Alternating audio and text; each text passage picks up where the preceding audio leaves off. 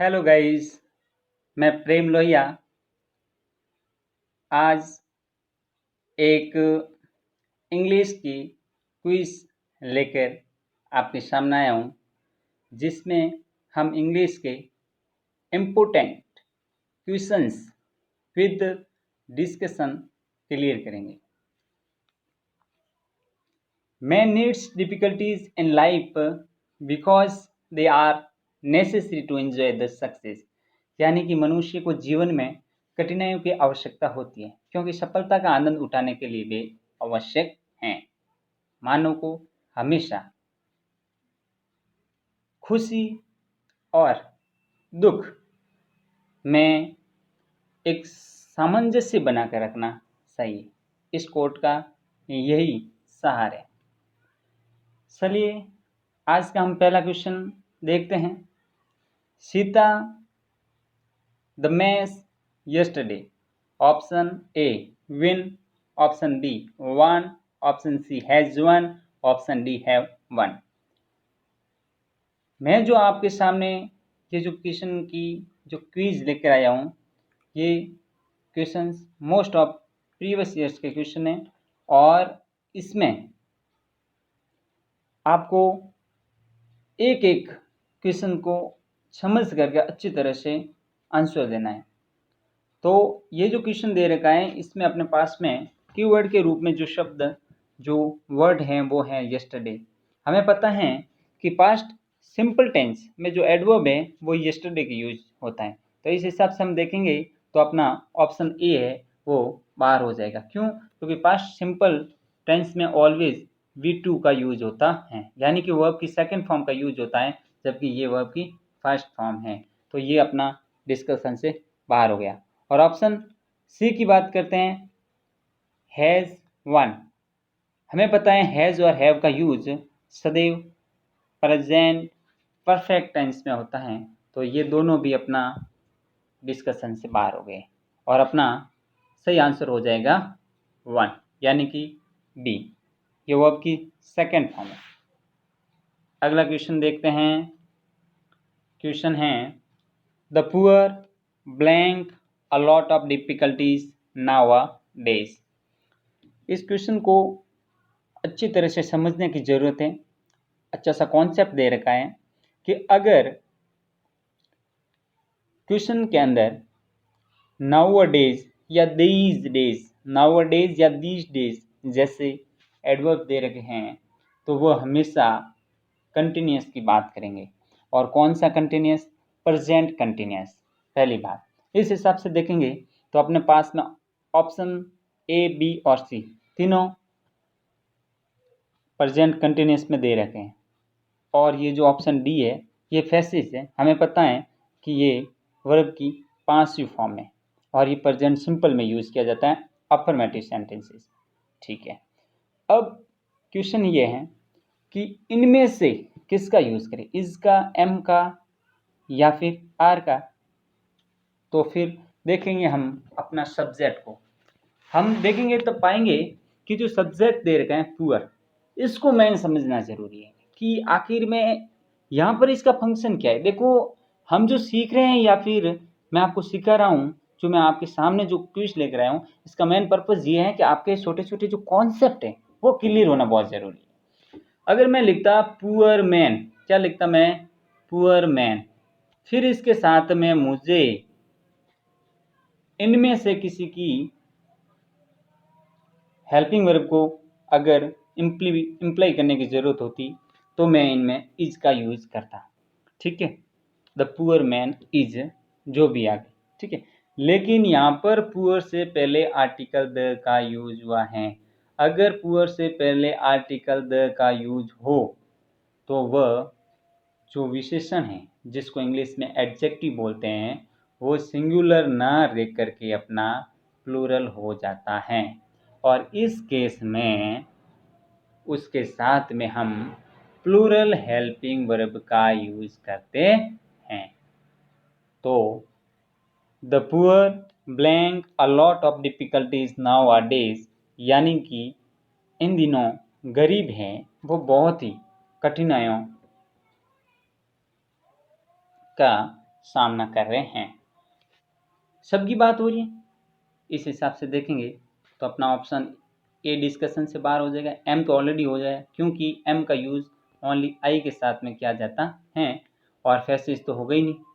फिर ऑप्शन सही कौन सा हो जाएगा अपना बी। अगला अपना जो क्वेश्चन है वो क्वेश्चन है ब्लैंक दे रखा है, फिर ऐसी go to the library every day. बस हमें कीवर्ड का ध्यान रखना है। या लाइब्रेरी या एवरी डे दे रखा है, इससे हमें पता चल जाता है कि एवरी डे का मतलब होता है हमेशा, प्रत्येक दिन, रोजाना की बात हो रही है। पहली बात। अब सवाल उठता है कि डू डज दोनों प्रेजेंट सिंपल की बात करते हैं और ये जो क्वेश्चन दे रखा है ये भी प्रेजेंट सिंपल को ही रिप्रेजेंट करता है। इस हिसाब से देखेंगे इज और एम तो अपना ऑलरेडी बाहर हो ही जाएंगे। पहली बात, क्योंकि एम तो एक कॉन्सेप्ट ध्यान रखना कि इसका यूज ऑलवेज आई के साथ में होगा और इसका यूज होगा नहीं क्योंकि एवरीडे की बात हो रही है, प्रेजेंट सिंपल की बात हो रही है। अब डू का यूज करें या फिर डज का, कंफ्यूजन यहाँ पैदा होता है। तो कोई दिक्कत नहीं, हमें ध्यान रखना है कि अपना डूअर कौन है। डूअर पहले आए, ऐसा नहीं है कि सब्जेक्ट के बाद में ऑलवेज वर्ब, नहीं, ये अपना सब्जेक्ट सेंटेंस कैसा है, इंटरोगेटिव सेंटेंस सिंपल। तो इस हिसाब से देखेंगे तो पहले क्या आ सकता है, हेल्पिंग वर्ब पहले आ गई, हेल्पिंग वर्ब के बाद में सब्जेक्ट। तो सब्जेक्ट कैसा है, अपना जो सब्जेक्ट सी है वो सी सिंगुलर है। कैसा है, सिंगुलर। और डू का हमें पता है कि डू का यूज है प्लूरल सब्जेक्ट के साथ में होता है, तो डू डिस्कशन से बाहर हो गया और अपना आंसर हो जाएगा B. Does she go to the library every day, यानी कि वह प्रत्येक दिन है वो लाइब्रेरी जाती है। अगला क्वेश्चन हम देखेंगे कि क्वेश्चन नंबर 4 है अपना, द न्यूज आगे दे रखा है ब्लैंक ट्रू। अब यहाँ से समझनी, ऐसा नहीं है कि कोई भी नाउन है और उस नाउन के साथ में एस या ई एस का प्रयोग हो तो वो ऑलवेज प्लूरल होती हैं। This is wrong.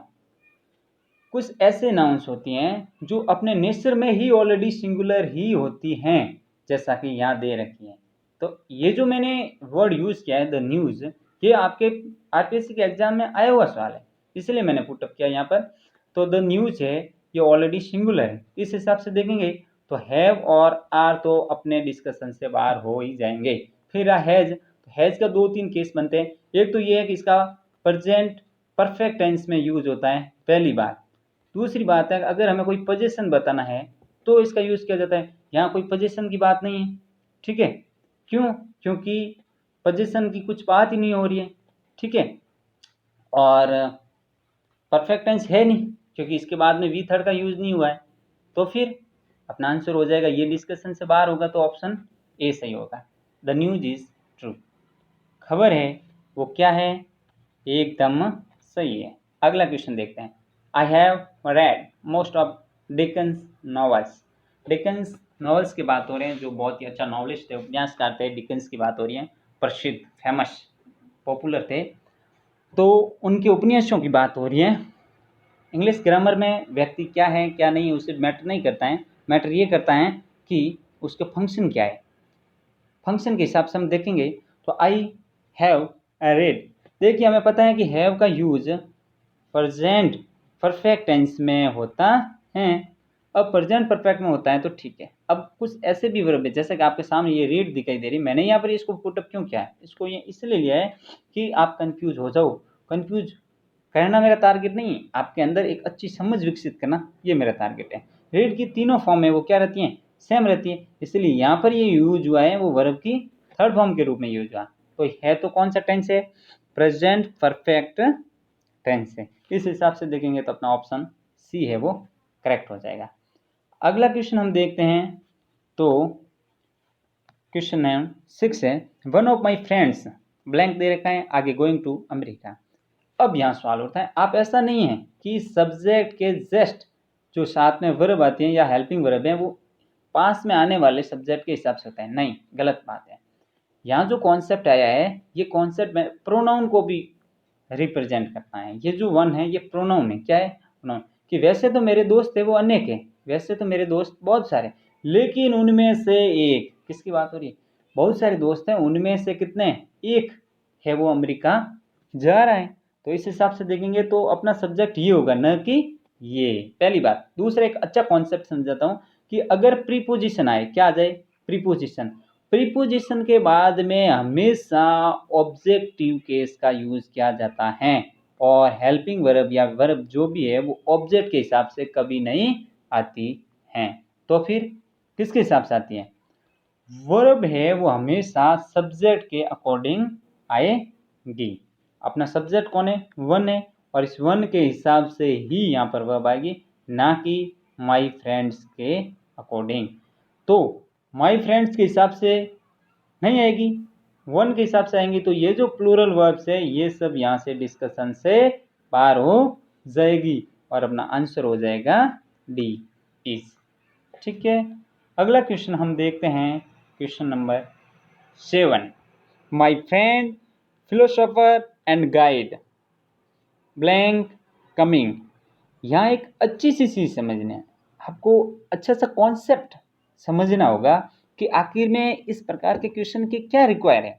तो इसके रिक्वायर ये हैं कि अगर दिए गए जो क्वेश्चन है या फिर कोई भी सेंटेंस है उसके अंदर जो नाउन है, नाउन के अकॉर्डिंग हमें वर्ब का यूज़ करना होगा। एक शॉर्ट में ट्रिक बता सकता हूँ आर्टिकल को लेकर कि जितने लोग उतने आर्टिकल। यहाँ पर माई फ्रेंड की बात हो रही है, इससे पहले माई का यूज हुआ है, उसके बाद में फिलोसोफर और गाइड, इनके पहले कोई भी आर्टिकल का यूज नहीं हुआ है। अगर आर्टिकल का यूज नहीं हुआ है इसका मतलब मेरा दोस्त है उसी की बात हो रही है कि मेरा मित्र जो एक दार्शनिक है और एक अच्छा सा गाइडर है, गाइड करने वाला मार्गदर्शक है, वो आ रहा है। यानी कि कितने आ रहे हैं? एक ही आ रहा है। तो इस हिसाब से देखेंगे तो वर्ब तो डिस्कशन से बाहर हो जाएगा और आर भी बाहर हो जाएगा, फिर दोनों में है भाग दौड़, तो एम भी होगा, क्योंकि एम का यूज हमें मैंने बताया था ऑलवेज किसके साथ में होता है? आई के साथ में एम का यूज होता है। तो आंसर हो जाएगा इस। अगर मैं ऐसा लिखता हूँ माई फ्रेंड, फिर इसके साथ में आर्टिकल अलग अलग यूज करता हूँ, फिलोसोफर एंड द गाइड, तो ये द गाइड इसका मतलब कोई दूसरा व्यक्ति है और ये फिलोसोफर है वो अलग व्यक्ति है। तो यहाँ पर अपन आर का यूज करते हैं। मुझे आशा है कि आपको अच्छी तरह से समझ में आ रहे होंगे, और अगर आपको वीडियो अच्छा लगे तो लाइक, शेयर और सब्सक्राइब जरूर करें। अगला क्वेश्चन देखते हैं। आई blank teaching English for 5 years। ये ध्यान देना है। देखो यहाँ पर कीवर्ड के रूप में दे रखा है वो, एक तो 5 years दे रखे हैं, और ये ध्यान रखना है हमें पता है कि अगर पीरियड ऑफ टाइम है, क्या है? पीरियड ऑफ टाइम है, तो उसके लिए हम फॉर का यूज़ करते हैं, और अगर पॉइंट ऑफ टाइम है तो उसके लिए हम किसका यूज़ करते हैं? सिंस का। यहाँ 5 साल की बात हो रही है जो कि एक अवधि है, अवधि को बताने के लिए फॉर का यूज़ किया जाता है। सिंपल, ये तो अपने आप में क्या है? सही बात है। तो हमें तो ये पूछा ही नहीं है, मैं तो बस ये जानकारी के लिए आपको बताया। तो अपना क्या रिक्वायर क्या है? हमें यहाँ पर वर्ब बननी है, एम होगा नहीं, क्योंकि ये जो टाइम बताने वाले हैं वो परफेक्ट कंटिन्यूस में यूज होता है। तो एम का यूज होगा नहीं, पहली बात। आर का भी नहीं होगा क्योंकि ये दोनों ओनली कंटिन्यूस बताते हैं। फिर हैज़ और हैव की बात हो रही है, हमें पता है कि आई के साथ में ऑलवेज हैव बीन का यूज होता है। इस हिसाब से ये हैज़ बीन भी डिस्कशन से क्या हो जाएगा? बाहर, और अपना आंसर है वो हो जाएगा कौन सा? राइट हो जाएगा, डी वाला ऑप्शन राइट हो जाएगा। अगला क्वेश्चन देखते हैं, question number 9। Sonali blank TV when her father called up her. क्या ध्यान रखना है? सेंटेंस दो है, जब व्हेन से जुड़े हुए हैं तो क्या होता है? यहाँ वाला एक सेंटेंस और एक इधर साइड वाला सेंटेंस, या तो ये पर दोनों है वो पास्ट सिंपल में होंगे, ठीक है, या फिर एक होगा पास्ट सिंपल में और एक होगा पास्ट कंटिन्यूस में, या फिर एक पास्ट कंटिन्यूस में और सेकंड भी पास्ट कंटिन्यूस में होगा। तो यहाँ क्या हो रहा है कि सोनाली है blank TV when her father called up her. Sonali क्या कर रही थी जब उसके पिताजी ने उसे बुलाया? तो उसके पिताजी ने उसे बुलाया, ये घटना बाद में हुई है, उससे पहले जो सोनाली है वो काम पर लगी हुई थी और क्या कर रही थी? टीवी देख रही थी। क्योंकि ये सिंगुलर है, इस हिसाब से अपना ऑप्शन हो जाएगा सी, पहली बात। और इज वॉशिंग होगा नहीं, क्योंकि यह कॉल्ड अप वर्ब को देखकर पता चल जाता है कि ये पास्ट की बात हो रही है। इस हिसाब से ये डिस्कशन से बाहर हो गया, ये ऑलरेडी हो गया और ये भी हो गया, और अपना ऑप्शन है वो सी करेक्ट हो जाएगा। अगला क्वेश्चन देखते हैं, आज का लास्ट क्वेश्चन है। My grand mother always blank early in the morning. यहाँ ध्यान देना है। देखिए ये जो ऑलवेज है इनका यूज़ क्या होता है ये समझना ज़रूरी है। तो ऑलवेज का यूज़ हमें पता है कि वैसे अगर कोई हमें रेंज दिखाना है या फिर हमें गुस्सा दिखाना है तो इसका यूज़ है वो प्रेजेंट परफेक्ट में भी होता है, लेकिन सिंपली इसका यूज़ है वो मोस्ट ऑफ होता है। किसमें?